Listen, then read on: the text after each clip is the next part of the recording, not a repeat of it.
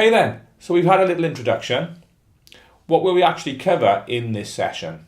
Well, we look at what sport injuries are. We look at classifying injuries. Then we look at the different types and the causes of injury. We look at musculoskeletal injury and the impact that can have on performance, particularly relevant to football, I think. We'll also look in a more holistic fashion at the impact of injury on the athlete and player. And of course, we look at rehabilitation and the role that the coach plays in this process. So, what are sport injuries? That's our first port of call today. What I'd like you to do then, before we get any further, is a small task. I'd like you to consider the following. When do injuries happen? And how do they happen? Of course, it's fine for you to put this into a football context. Try and think about the different contexts and how they typically tend to occur. In football, for example. Your experience is very important here. It's not just about me. I'm sure you've seen or you've actually suffered yourself with some form of injury. So think about, when do they tend to happen in a game or training situation, and how do they typically happen? Okay, take 5 to 10 minutes and please share that information via the wiki.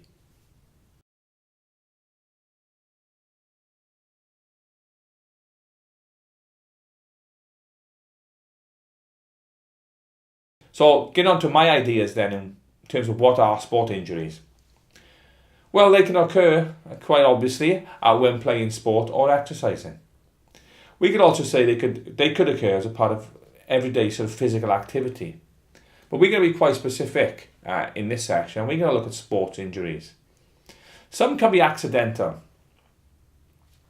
Some can happen as a result of poor training practices.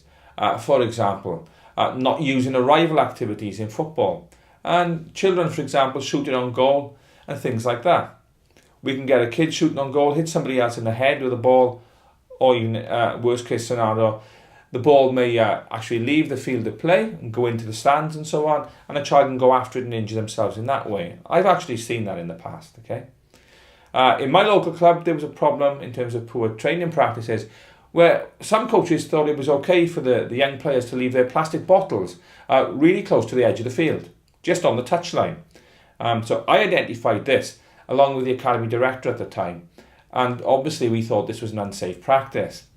So in future, we ensured that all bottles and so on were put in a special area, well away from the field, accessible for the children, but also in a safe place, okay?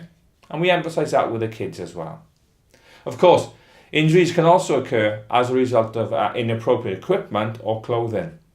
So if we're using the wrong training shoes, for example, or if we're playing on a wet, muddy pitch and our studs aren't long enough, or if we're trying to play with moulded studs in certain conditions. When I was younger, I saw an example of someone playing on a hard pitch without moulded studs then, with your typical metal screw-in studs at that time. He fell over and he actually broke his ankle. Not warming up properly, a classic. I think we're all aware of this one. Very, very important we warm up properly before we take part in physical activity and sport, okay? I'm sure this is not new news to you. Remember, we warm up to stretch, not the other way around. It's very important we warm ourselves up and get the blood flowing before we actually engage in any stretching exercises. And again, we need to consider that different types of stretching activities are applicable to different times. So for example, if we're going to warm up for football, I'm sure you're aware of this through the FA and the FAW guidelines, we're warmed up and we start doing some stretches.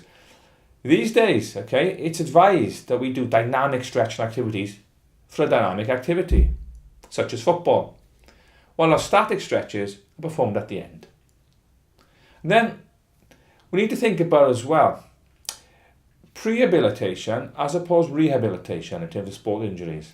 We know prevention is the best form for us, okay? Can we stop these exercise and sports-related injuries happening in the first place? Can we prepare our athletes for the rigours of the sport? This is going to help us to actually prevent those injuries, okay? So we can say there, some injuries just happen as a result of the rigours of the activity that athletes take part in.